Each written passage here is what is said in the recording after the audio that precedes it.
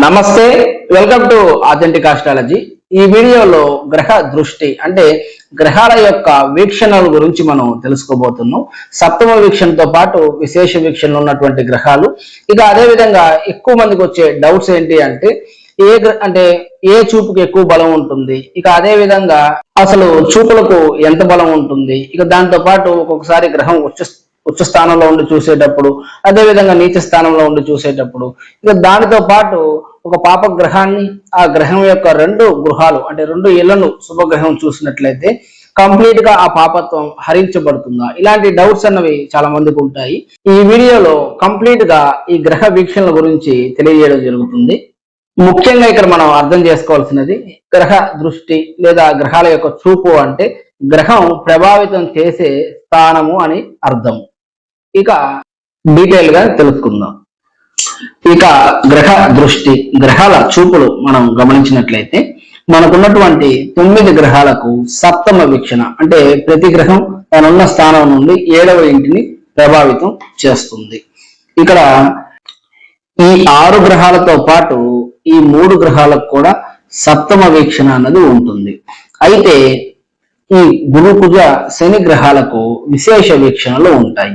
ఈ గ్రహాలకు ఎందుకు విశేష వీక్షణలు ఉంటాయి అంటే ఖగోళ శాస్త్రం పరంగా చూసినట్లయితే ఈ గ్రహాలు ఔటర్ ప్లానెట్స్ అని అంటారు. ఇవి ఎక్కువ దూరం నుండి చూడడం వల్ల ఎక్కువ యాంగిల్స్ లో ప్రభావితం చేయగలవు. ఇక మనం జ్యోతిష్య శాస్త్రం పరంగా చూసినట్లయితే ఈ కాలచక్రంలో గురు కుజ శని గ్రహాలు ఎక్కువగా పనిచేస్తుంటాయి. అంటే మనకు కర్మను ఇవ్వడం, కర్మను సంగ్రహించడం అనేటువంటి పని ఈ 3 గ్రహాలు ఎక్కువగా చేస్తుంటాయి. అంటే ఎక్కువగా కొంచెం ఓవర్ టైం డ్యూటీ ఈ 3 గ్రహాలు చేస్తుంటాయని అర్థం. కాబట్టి ఈ 6 గ్రహాలు 2 స్థానాలను ప్రభావితం చేస్తాయి. అంటే ఆ గ్రహం ఉన్న స్థానము, చూసే స్థానము. ఈ 3 గ్రహాలు తన ఉన్న స్థానము, చూసే సప్తమ స్థానంతో పాటు విశేషంగా గురువు 5వ చూపు, 9వ చూపును కలిగి ఉంటారు. ఆ గ్రహం ఉన్న దగ్గర నుండి మనం లెక్కించాల్సి ఉంటుంది. అదేవిధంగా కుజుడు 4వ చూపు, 8వ చూపు, శని 3వ చూపు, 10వ చూపుని కలిగి ఉంటారు. ఇక్కడ ఎక్కువ మందికి వచ్చే ప్రశ్న ఏంటి అంటే ఏ చూపుకు బలం ఎక్కువ ఉంటుంది అని. అదేవిధంగా చాలా మంది విశేష వీక్షణలకు ఎక్కువ బలం ఉంటుంది అని అనుకుంటూ ఉంటారు. వాస్తవానికి అన్ని చూపులకు ఒకే బలం ఉంటుంది. కాకపోతే విశేష వీక్షణలకు ఒక ఫెసిలిటీ ఎక్స్ట్రాగా మనకు చూడడానికి అవకాశం ఉంటుంది. అది సందర్భాన్ని బట్టి ఉపయోగపడుతుంది. ఓకేనండి. ఇక్కడ మనం చూసినట్లయితే ఫర్ ఎగ్జాంపుల్ మనకు గురువు ఇక్కడ 5 డిగ్రీల్లో ఉన్నారని అనుకుందాం. శని ఇక్కడ ఒక 25 డిగ్రీల్లో ఉన్నారని అనుకుందాం. చూడండి, రాశిలో ఎవరు బలంగా ఉన్నారు? గురువు రాశిలో బలంగా ఉన్నారు. అంటే చూడండి, గురువు శనిని చూడడం జరుగుతుంది, శని గురువును చూడడం జరుగుతుంది. ఇక్కడ గురువు అంటే రాశిలో బలంగా ఉండడం వల్ల గురువు ఎక్కువగా డామినేట్ చేస్తారు. గురువు శుభగ్రహం అయ్యే లగ్నాలకు ఈ కాంబినేషన్ బాగుంటుంది. గురువు పాపగ్రహం అయ్యే లగ్నాలకు ఈ కాంబినేషన్ ఎక్కువగా ఇబ్బందికరంగా ఉంటుంది. అయితే ఇక్కడ మనం గుర్తుపెట్టుకోవాల్సినది గురువు ఎక్కువ డామినేట్ చేస్తున్నారు. ఇది నిజమైనప్పటికీ శని కూడా కొంతవరకు గురువుని ఇబ్బంది పెడతారు. ఓకేనండి. సో ఇక్కడ ఏ గ్రహం ఎక్కువ బలంగా ఉంటే ఆ గ్రహానికి డామినేషన్ అనేది వస్తుంది. అయితే ఫర్ ఎగ్జాంపుల్ ఇదే శని మనకు ఈ మీనంలో ఉన్నారు అని అనుకుందాం. ఓకే అండి. ఇప్పుడు శని 3వ చూపుతో గురువును చూడగలడు, కానీ గురువు తనకున్నటువంటి 5వ చూపుతో ఇక్కడ చూడగలడు, 7వ చూపుతో ఇక్కడ చూడగలడు, 9వ చూపుతో ఇక్కడ మాత్రమే చూడగలడు. ఓకే అండి. ఈ గురువు శని చూడాలంటే 11వ చూపు కూడా కావాలి. గురువు 11వ చూపు లేదు కదా. కాబట్టి ఇక్కడ చూడండి, శని గురువును ప్రభావితం చేయగలడు, కానీ గురువు శని ప్రభావితం చేయలేరు. ఒకటి ఈ ఒక్క ఫెసిలిటీ అన్నది ఈ విశేష వీక్షణలకు ఉంటుంది. అంతేగాని విశేష వీక్షణకు బలం ఎక్కువ కాదు, ఈ ఒక ఫెసిలిటీ ఎక్కువ వస్తుంది, అంతవరకే. ఓకేనండి. ఇప్పుడు చాలా మందికి ఉండే ఇంకొక ప్రశ్న ఏంటి అంటే గ్రహం ఉచ్చ స్థానంలో ఉన్నప్పుడు ఎలా ఉంటుంది, నీచ స్థానంలో ఉన్నటువంటి చూపులకు ఎలాంటి బలం ఉంటుంది అని అడుగుతూ ఉంటారు. ఇక్కడ మనం చూసినట్లయితే ఫర్ ఎగ్జాంపుల్ మనకు కుజుడు ఉచ్చ స్థితిలో ఉన్నారు అని అనుకుందాం. ఓకే అండి.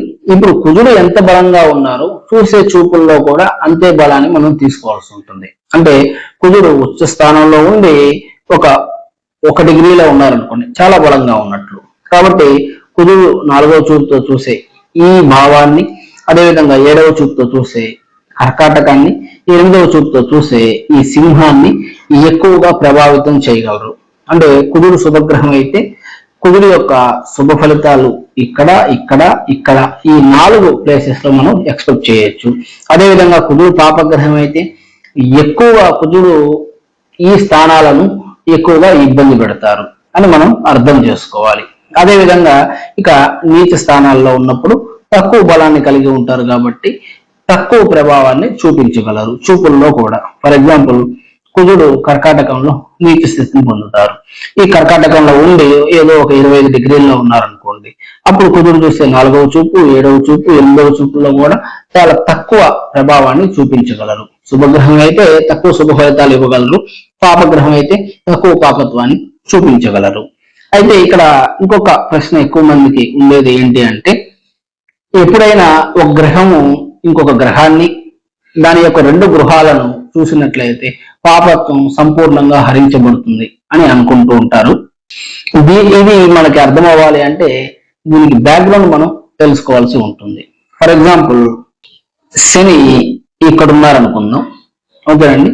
శని ఇక్కడ ఉంటే 7వ చూపుతో ధనస్సును, ఒక గురువు ఇంటిని చూస్తారు, 10వ చూపుతో మీనాన్ని చూస్తారు. అదే సమయంలో గురువు ఇక్కడున్నా ఏమవుతుంది, గురువు శనిని చూడకుండా శని గురువును చూడగలరు. ఓకే అండి. ఇప్పుడు ఇక్కడ ఏమవుతుంది, గురువు 2 ఇళ్ళు శుభత్వం చెందుతున్నాయి. అంటే గురువు పాపగ్రహం అయినప్పుడు, ఒకవేళ పాపగ్రహం అయితే గురువు, శని శుభగ్రహం అయితే గురువు 2 ఇళ్ళు శుభత్వం చెందుతున్నాయి. గురువును శని చూడడం వల్ల గురువును కూడా 75% శని శుభత్వం చేస్తారు. ఓకే అండి. ఇప్పుడు దీన్ని మనం ఎలా అర్థం చేసుకోవాలి, దీనికి మనం బ్యాక్గ్రౌండ్ లో మనం చూసినట్లయితే, ఒక వ్యక్తి తన ప్రారంధాన్ని బట్టి శనిపాలక లగ్నంలో జన్మించినప్పటికీ అతనికి గురుగ్రహ దోషం లేనట్లయితే, అంటే అతని ప్రారంధంలో గురుగ్రహానికి సంబంధించినటువంటి పాప ఫలితం లేనట్లయితే, అదేవిధంగా గురుగ్రహానికి సంబంధించినటువంటి అంతో ఇంతో పుణ్యం అతను చేసినట్లయితే గురుగ్రహ కారకత్వాలతో, అటువంటి వ్యక్తి ఈ సమయంలో జన్మించడానికి ముహూర్తం అన్నది ఏర్పడుతుంది. అతని జనన ముహూర్తం అన్నది ఈ సమయంలో నిర్దేశించబడుతుంది. ఓకే అండి. సో ఇలాంటి కాంబినేషన్స్ మనం చూసేటప్పుడు వారి యొక్క పూర్వ ప్రారంధాన్ని మనం గమనించాల్సి ఉంటుంది. ఓకేనండి.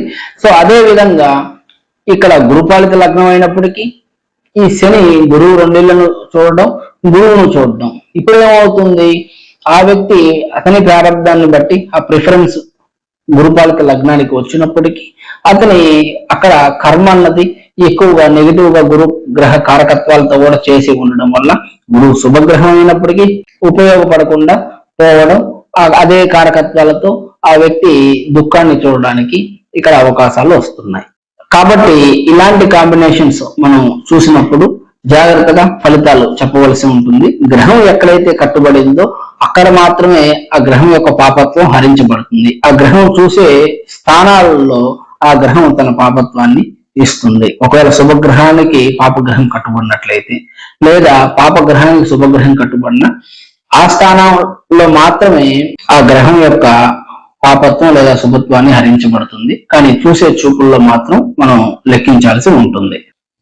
ఇక ఇలాంటి కాంబినేషన్స్ మనం ఇంకా చూసినట్లయితే, ఎప్పుడైతే మనకు శని కుంభంలో ఉంటారో కుజుడు 2 ఇళ్లను చూస్తారు, అదే సమయంలో కుజుడు కూడా మనకు లాక్ అయినట్లయితే కుజుడి 2 ఇళ్లను శని చూడడం జరుగుతుంది. ఇక అదే విధంగా కుజుడు ఈ మిథునంలో ఉన్నప్పుడు 4వ చూపుతో కన్యను కూడా చూడడం జరుగుతుంది. అంటే బుధుడి 2 ఇళ్లను ఒకేసారి చూడడం జరుగుతుంది. ఇక అదే విధంగా కుజుడు తులలో ఉన్నప్పుడు 8వ చూపుతో వృషభాన్ని కూడా చూడడం జరుగుతుంది. అంటే ఒకేసారి ఈ శుక్రుడి 2 ఇళ్లను ప్రభావితం చేయడం జరుగుతుంది. ఇక్కడ ఒకేసారి బుధుడి 2 ఇళ్లను ప్రభావితం చేయడం జరుగుతుంది. ఇంకా అదే విధంగా కుజుడు కర్కాటకంలో ఉన్నప్పుడు 7వ చూపుతో మకరాన్ని, 8వ చూపుతో కుంభాన్ని, శని యొక్క 2 ఇళ్లను ఒకేసారి ప్రభావితం చేయడం జరుగుతుంది. ఇలాంటి ఎగ్జాంపుల్స్ మనం అంటే ఇలాంటి కాంబినేషన్స్ మనం చూసినప్పుడు చాలా జాగ్రత్తగా మనం ఫలితాలు చెప్పవలసి ఉంటుంది. ఇదండి ఈరోజు వీడియో. ఈ టాపిక్ లో మీకు ఏదైనా డౌట్స్ ఉన్నా మీరు కామెంట్ సెక్షన్ లో కామెంట్ చేయొచ్చు. నా ఫ్రీ టైంలో మీ ప్రతి కామెంట్ కి నేను రిప్లై ఇస్తాను. ఇక అదే విధంగా మీలో ఎవరైతే మీ పర్సనల్ కన్సల్టేషన్ తీసుకోవాలనుకుంటున్నారో ఇక్కడ డిస్ప్లే అవుతున్న నెంబర్ మీరు కాంటాక్ట్ చేయొచ్చు. ఇంకా మీలో ఎవరైనా లాజికల్ గా ఆస్ట్రాలజీ నేర్చుకోవాలనుకుంటున్నా ఈ నెంబర్ మీరు కాంటాక్ట్ చేయొచ్చు. Thank you so much for watching this video.